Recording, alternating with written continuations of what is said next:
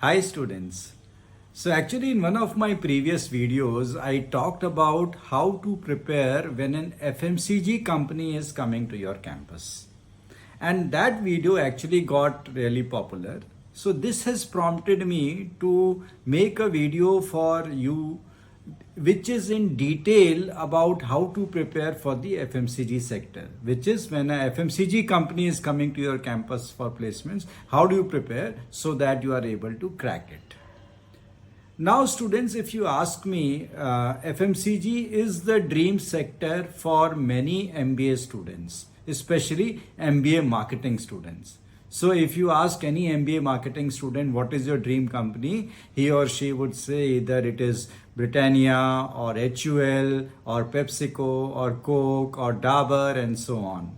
So let's learn today on how to crack these companies when they are at your campus. Okay, so let me start by telling you what are the different types of FMCG companies. Now, if you are surprised, I understand some of you may be, because nobody has spoken to you till now about type of FMCG companies. FMCG company is supposed to be one sector, which is supposed to be uniform. But students, if you look at it, there may be so many different kinds of FMCG products, more than 10, more than 20 different kinds of FMCG products. So we have different types of FMCG companies too. And broadly, I would like to break them into three categories: cosmetics, food and beverages, and household products.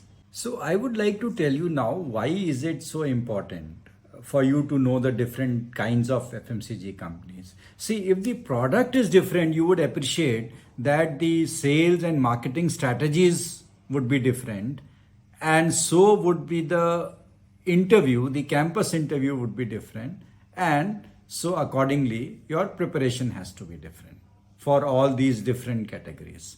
So let's start by let's say household products. So household products, if you see, they account for 50% of all the FMCG products that are being sold. And the other thing about household products is they are pull products, which means that they would sell no matter what the situation is. You may have economically a bad situation or whatever, recession or whatever, household products would be selling. So if to sell those products, what is the most important? The most important part is how to distinguish between your product and your competitor's product. For example, let's take the example of Racket Benkiser. Now, what are the products? Typically, the products of Racket Benkiser, it is Harpic, Vanish, Mortein, Airwick, Dettol, and so on. So you should be knowing how you should be able to differentiate between your products and the products of your competitors. So basically, you should be knowing what are the products of the company and what are the products of the competitors. For example, we talked about Racket Benkiser. So if Dettol is the product of Racket Benkiser, the competition product is, let's say, Savlon.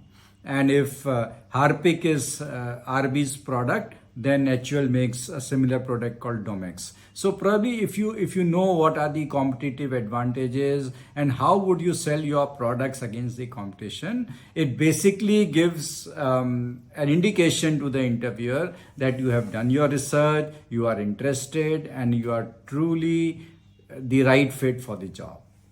Now let's talk about food and beverages, the food products. So if you see food products, there are three important things that if you know how food products are sold and how they are marketed, there are three important things. First of all, the shelf life of the product. What is the expiry date? You may be aware, even when you go to buy a food product, one thing that helps you decide which product to buy is the expiry date. If you're buying a bread, you would like to buy a bread which has a longer expiry date, and so on with all food products. So one is, of course, the shelf life of the food product. And the other important thing is packaging. So the packaging also matters in a food product. For example, this zip pouch has been introduced when you talk of namkeen brands and so on. So basically this comes in very, very handy. So for food products, shelf life and packaging are two very important things. So let's now talk of cosmetics. So in case of cosmetics, if you want to sell or market cosmetics, the most important thing is the visibility of the product. In a shelf, in a, let's say, a store or even in a kirana shop, where exactly is your product placed? So that plays a very important role. So basically, if you see, we talked of three different categories of FMCG products, and the sales and marketing efforts for each of these categories would be different. Now, students, one thing I'll tell you, you may end up in a tricky situation when a company comes which is into all those products. For example, HUL, it has food products, it has cosmetics, everything. I mean, they have a whole range of FMCG products. So in that case, you should have knowledge of everything: branding, packaging, visibility, shelf life, everything you should be able to talk of if you are being interviewed with a company which has all categories of products. So here we talked about how sales and marketing would vary depending on the FMCG product.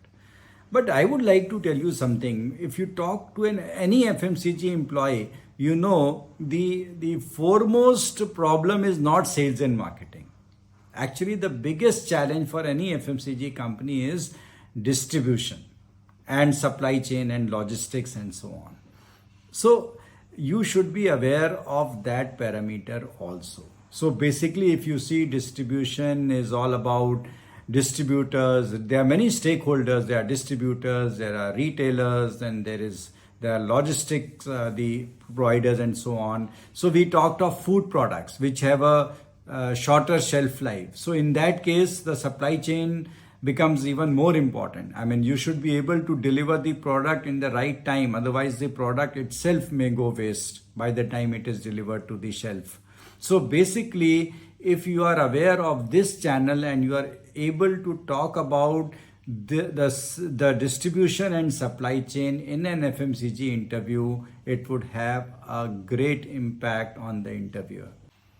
So another important thing is that you should be able to demonstrate how you can take better decisions based on data analytics. Now, this is, as you know, AI and analytics and all is an upcoming field, but it is already applied in the FMCG industry and in fact in all industries. So you should be able to tell the interviewer how data analytics could help you in a better decision making, which would end in more sales for that particular company or product. So guys, today we learned three things. One is the different kinds of FMCG companies. The second is the importance of distribution in FMCG industry. And the third is the importance of data analytics or business analytics. So if you have ideas around these three aspects, and if you even just know about these three aspects and you sit in a FMCG interview, I'm sure it is going to make a huge difference. And one more thing that I would like to talk about, I would like to continue the next video on FMCG preparation, where I would be talking about the different channels of FMCG trade. So guys, this, if you know these three things, and if you know about the different channels of FMCG trade, your knowledge on FMCG industry is complete, and then surely you should be able to crack the interview. So wait for my next video, which is about modern trade and general trade in FMCG industry. All the best.